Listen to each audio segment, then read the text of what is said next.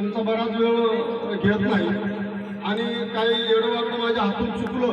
मी पण एक मेंढपाळाचा मुलगा आहे, छोटासा मेंढपाळाचा मुलगा आहे, शेतकरी बी आहे आणि मेंढपाळाचा मुलगा आहे. मी काही शिकलेला माणूस नाही, अडाणीच माणूस आहे. फक्त एकच गोष्ट का आधीपासून माझ्या आईबापाची पुण्य आणि माझ्या जिनी मला जन्म घातला तिची मोठी पुण्य का त्यांचे संस्कार माझ्या अंगावर राहिले. मांस मटण मच्छी खाल्ले माझ्या ज्योतिर्लिंगाची कृपा.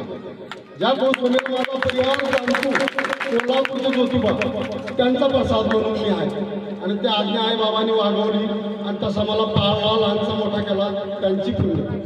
तसंच मला असं म्हणायचं आहे की जे भक्तगण तरुण बांधव असतील माझे लहान मोठे यांनी घरात आजोबा आजी आईबाप असतील त्यांची सेवा करावी.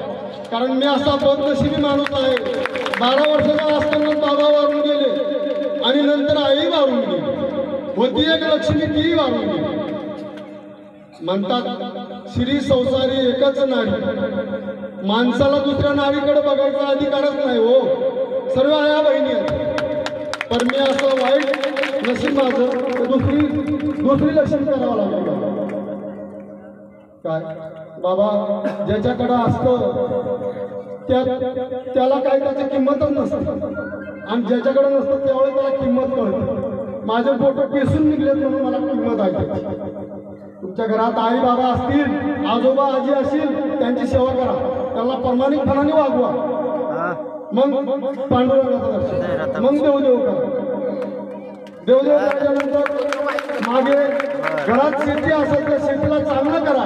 घरात गुरं असतील त्याला चांगली वैरण टाका, शेतीला चांगली मेहनत करा, पांडुरंगाला हात मारा. शेजारी पाजारी असतील आया बहिणी भाऊ बहीण त्यांना पण चांगलं घेऊन चाला, त्यांना नेत्रांनी चांगलं बघा. बघा काय होतं माझं बोलता बोलता मला नशा चढून जाते. एखादा दारू कुठला जशी नशा चढते तशी मला पण नशा चढते. मी काय बोलतो मला भानच नाही राहू. अंतकरणापासून सांगतो मी खोटं बोलत नाही. बाळूमामाच्या बरोबर समोर जर मारून खोटं बोलला ना 6 महिन्याच्या आत त्याचं जीवन बाहेर पडते. म्हणून मी तुम्हाला सांगतो शेती बोलता बोलता मी काय बोलतो मला भान राहत नाही आणि काय चुकलं वागलं तर माफ करून द्या. एक आठवण मला तुम्हाला चांगली तुमच्या गावाला एखादा प्रकल्प एखादी पाईपलाईन एखादं धरण मोठं सिंचाई काहीतरी क्षेत्र व्हावं मग मुळं तुम्हाला न्याय मिळेल. भंडाऱ्यामुळे न्याय मिळेल. तुम्ही कुठला असं काही मोठं काम असेल तुमचा हात टेकला असतील कुठं जाऊन येऊन एकदा मामाचा भंडारा घेऊन जा आणि एका मतीनं एका नेतीनं वागा. जसं तुमचं गाव आज कसं एका नेतीनं मतीनं वागतंय खूप आनंद झाला मला.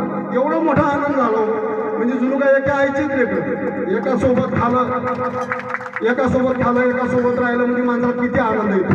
भगवंताला काही गरज नव्हती पण भगवंताला आमची गरज होती, देवाला गरज आहे म्हणून देवानी जगाच्या जगन्नाथांना मेंढी मावली फुली मोडली नाही. बाळूमामाने म्हणून मेंढी मावली फुली का माझ्या आळलेले नळलेले अशिक्षित सुशिक्षित या भक्तांकरता भेट देण्याकरता